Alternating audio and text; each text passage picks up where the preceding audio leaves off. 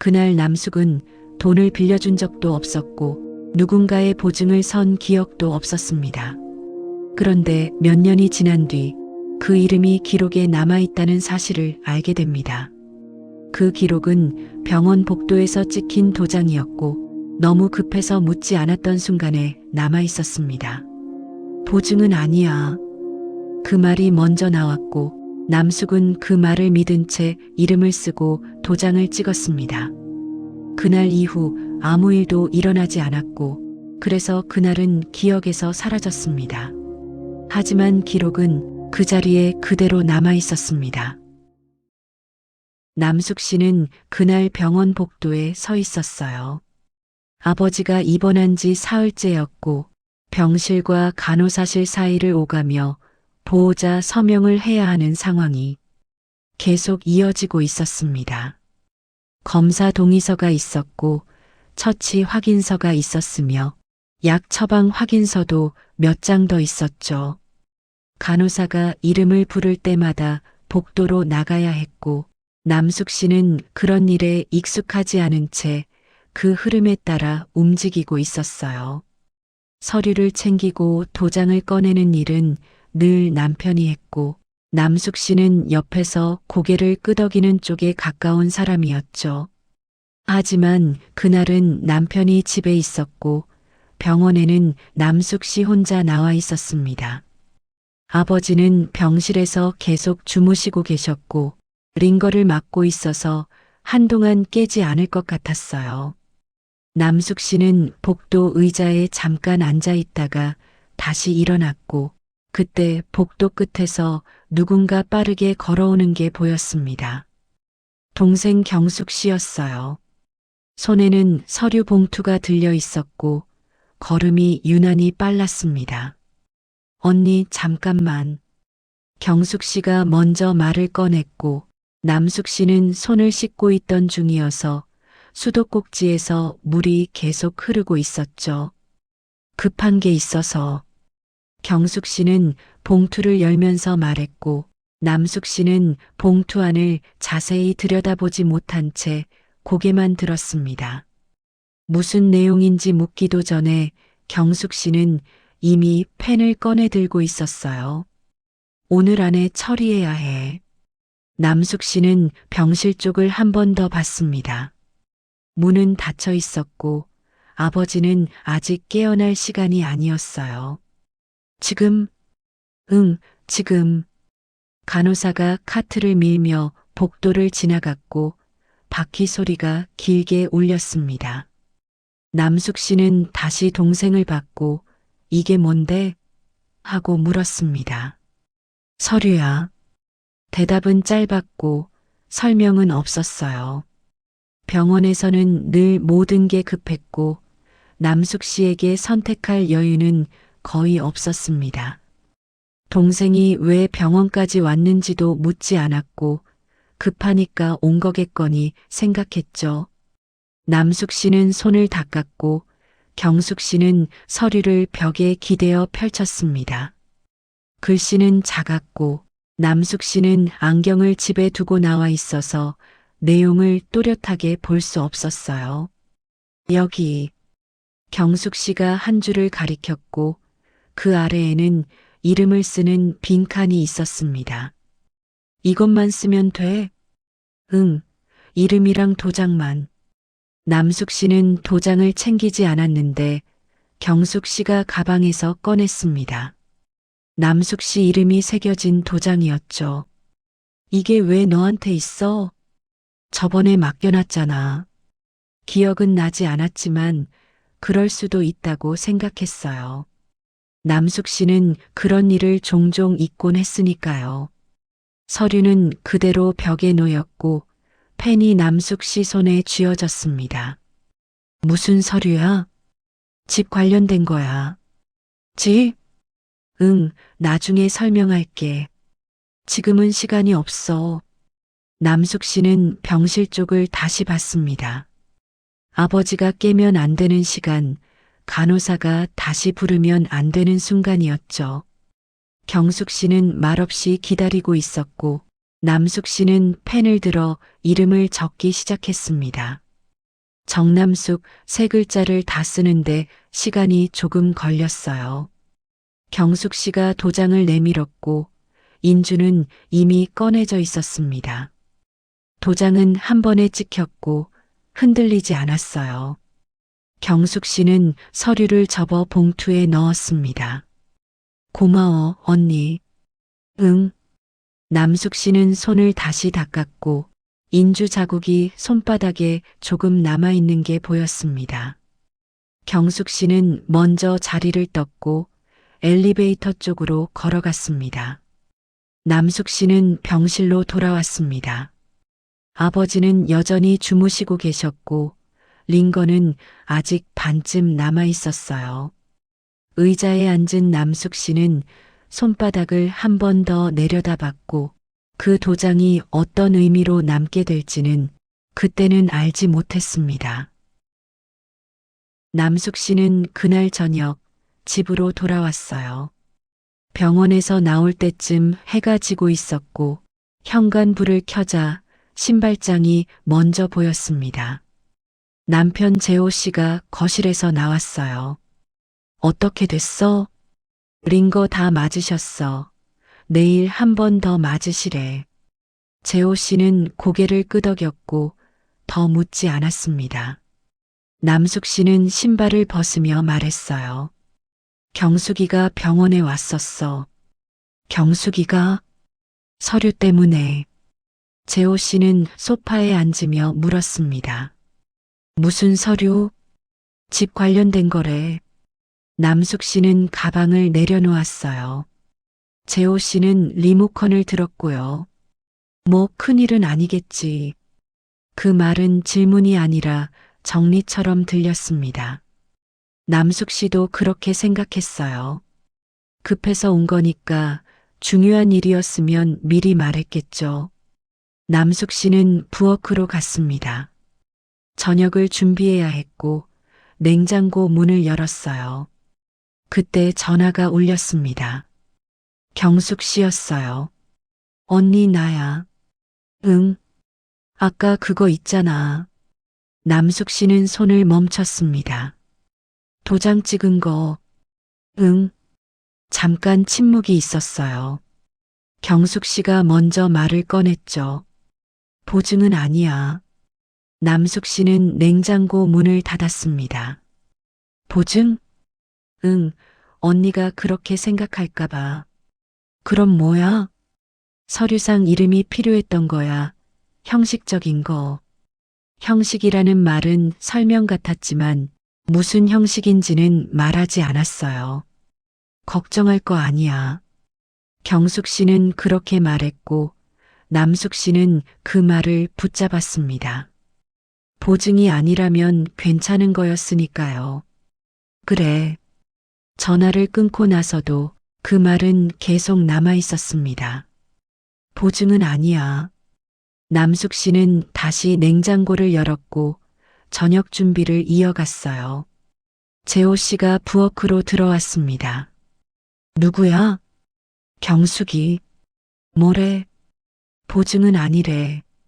재호 씨는 컵에 물을 받으며 말했어요. 설마 그런 거겠어. 그 말은 확인이 아니라 마무리였죠. 남숙 씨는 팔을 썰기 시작했습니다. 칼이 도마에 닿는 소리가 반복됐고 그 소리 사이로 그 말이 다시 떠올랐어요. 보증은 아니라고 했으니까. 그날 밤 남숙 씨는 그 말을 믿기로 했습니다. 도장을 찍은 건 사실이었지만 보증은 아니라는 말이 더 먼저 남아 있었으니까요. 불을 끄고 누웠을 때도 그 말은 그대로였어요. 보증은 아니야. 그날 밤 남숙 씨는 그 말을 붙잡았습니다. 며칠이 지났어요. 아버지는 퇴원하셨고 남숙 씨는 다시 평소 생활로 돌아갔습니다. 아침에 일어나 집안일을 했고 점심을 준비하고 저녁을 준비했어요. 재호 씨는 나갔다가 들어왔고 하루는 그렇게 끝났습니다. 병원에 갔던 날은 거의 떠오르지 않았어요. 서류에 이름을 썼던 일도 도장을 찍었던 일도 마찬가지였죠. 경숙 씨에게서 전화가 온 기억도 점점 흐려졌습니다. 일주일이 지났어요. 아무 일도 일어나지 않았고 전화도 없었고 우편도 없었습니다. 남숙 씨는 장을 보러 나갔어요. 마트에서 장바구니를 들고 천천히 걸었고 계산대에 줄을 섰습니다. 앞사람이 카드를 꺼내고 있었고 남숙 씨는 장바구니를 내려놓았어요. 남숙 씨 아니에요? 같은 동네에서 몇 번 마주쳤던 사람이었죠. 잠깐 안부를 나누고 계산을 마친 뒤 집으로 돌아왔습니다. 날씨는 좋았어요. 바람이 시원했고 남숙 씨는 장바구니를 들고 천천히 걸었습니다. 집에 도착해 장을 정리했고 소파에 앉아 텔레비전을 켰어요. 드라마가 나오고 있었고 남숙 씨는 보다가 잠이 들었습니다. 눈을 떴을 땐 오후였고 빨래를 걷고 개어 옷장에 넣었어요. 그러다 잠깐 경숙 씨 얼굴이 스쳤지만 전화를 걸지는 않았습니다. 바쁠 수도 있다고 생각했거든요. 저녁이 되었고 김치찌개를 끓였습니다. 지글거리는 소리가 부엌에 퍼졌고 재호 씨가 돌아와 밥을 먹었어요. 맛있네. 그 말이 나왔고 설거지를 한 뒤 거실에서 뉴스를 봤습니다. 내일도 맑을 거라는 예보가 나왔고 그날도 그렇게 끝났어요. 그 다음 날도 별다를 건 없었습니다. 한 달이 지났고 두 달이 지났습니다. 계절이 바뀌었고 옷차림이 달라졌어요. 김장을 했고 명절이 지났고 새해가 왔습니다. 떡국을 끓였고 재호 씨와 함께 먹었어요. 그동안 병원에서 있었던 일은 다시 떠오르지 않았습니다. 서류도 도장도 보증은 아니야라는 말도 어디에도 나타나지 않았어요. 그래서 남숙 씨는 그날을 완전히 잊었습니다. 새해가 지나고 2월이 되었어요. 날씨는 여전히 추웠고 남숙 씨는 외출할 때마다 목도리를 두르고 나갔습니다. 어느 날 오후 남숙 씨는 혼자 집에 있었습니다. 거실 바닥을 닦고 있는데 현관 쪽에서 소리가 났어요. 우편함에 무언가 들어가는 소리였습니다. 남숙 씨는 걸레를 내려놓고 현관으로 갔어요. 우편함을 열자 광고지가 몇 장 보였고 그 아래에 흰 봉투 하나가 끼어 있었습니다. 봉투에는 정남숙 귀하라고 적혀 있었어요. 보낸 사람 이름을 확인했는데 익숙하지 않았습니다. 대한자산관리라고 되어 있었죠. 광고 같기도 했지만 봉투는 생각보다 두꺼웠어요. 남숙 씨는 봉투를 들고 거실로 돌아왔습니다. 소파에 앉아 한 번 더 봉투를 살펴봤어요. 뜯을까 하다가 그대로 식탁 위에 올려두었습니다. 청소를 마치고 손을 씻고 돌아왔을 때도 봉투는 그대로 있었어요.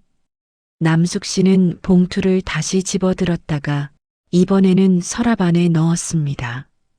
눈에 보이지 않으면 괜히 생각하지 않아도 될 것 같았거든요. 부엌으로 가서 저녁 준비를 했습니다. 된장찌개를 끓였고 국자를 저으면서 대한자산관리라는 이름을 떠올렸어요. 들어본 적이 없는데 왜 자기 앞으로 우편이 왔는지 그 이유는 알 수 없었습니다. 현관문이 열리고 재호 씨가 들어왔어요. 우편 왔어. 남숙 씨는 서랍에서 봉투를 꺼내 식탁 위에 올려놓았습니다. 재호 씨는 봉투를 들어 뒤집어 봤어요. 처음 듣는 데네. 나도. 두 사람은 봉투를 그대로 둔 채 밥을 먹었습니다. 젓가락을 들면서도 시선은 자꾸 식탁으로 갔죠. 식사를 마친 뒤 재호 씨가 봉투를 다시 집어들었습니다. 뜯어볼까? 봉투는 천천히 찢어졌고 안에서 서류 몇 장이 나왔어요. 위쪽에 통지서라는 글자가 또렷하게 보였습니다.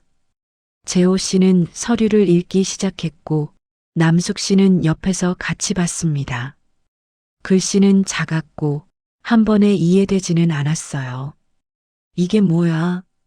재호 씨는 그렇게 말하며 서류를 식탁 위에 내려놓았습니다. 내일 전화해 봐야겠다. 그날 밤 서류는 정리되지 않은 채 식탁 위에 그대로 놓여 있었습니다. 다음 날 아침이었어요. 남숙 씨는 깊이 잠들지 못한 채 눈을 떴습니다. 식탁 위에는 어젯밤 그대로 서류가 놓여 있었어요. 재호 씨도 이미 깨어 있었고 두 사람은 말없이 아침을 먹었습니다. 9시 되면 전화해봐. 재호 씨의 말은 결정이라기보다는 순서처럼 들렸죠. 남숙 씨는 시계를 봤습니다. 아직 8시였어요. 그 한 시간이 유난히 길게 느껴졌습니다. 설거지를 하면서도 시선은 계속 시계로 갔고 분침이 조금씩 움직였습니다. 9시가 되자 남숙 씨는 휴대전화를 들었습니다. 번호를 누르고 신호음을 들었고 차분한 목소리가 전화를 받았어요. 대한자산관리입니다. 남숙 씨는 어제 우편을 받았다고 말했고 이름을 먼저 전했습니다. 잠시 뒤 키보드 소리가 들렸습니다. 기록이 있습니다. 그 말이 먼저 나왔어요. 몇 년 전에 서명된 기록입니다. 남숙 씨는 그 말을 바로 이해하지 못했습니다. 조금 지나서야 병원 복도가 먼저 떠올랐어요. 읽지 못했던 글씨들, 급했던 손놀림, 도장을 찾던 순간이 이어졌습니다. 해당 기록은 현재도 유효한 상태입니다. 남숙 씨는 한 박자 늦게 말했습니다. 보증은 아니라고 들었는데요. 잠시 침묵이 있었고 다시 키보드 소리가 났어요.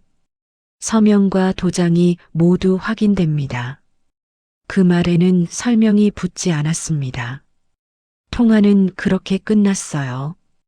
휴대전화를 내려놓은 뒤에도 남숙 씨는 한동안 움직이지 않았습니다. 식탁 위에 놓인 서류를 다시 봤어요. 거기에 적힌 날짜는 분명 그날이었습니다. 병원 복도에서 아무 생각 없이 도장을 찍었던 날. 그날의 기록이 지금까지 남아 있었습니다. 남숙 씨는 그날 하루 종일 집에 있었습니다. 재호 씨도 외출하지 않았고 두 사람은 식탁에 놓인 서류를 여러 번 펼쳤어요. 글씨는 작았고 문장은 길었지만 읽을수록 선명해지는 내용은 많지 않았습니다. 이게 무슨 말인지 알겠어? 재호 씨가 그렇게 물었지만 남숙 씨는 대답하지 않았어요. 휴대전화를 손에 쥔 채 경숙 씨 이름만 여러 번 확인했죠. 전화는 오지 않았습니다. 점심때가 되었고 재호 씨가 라면을 끓였습니다. 두 사람은 말없이 라면을 먹었어요.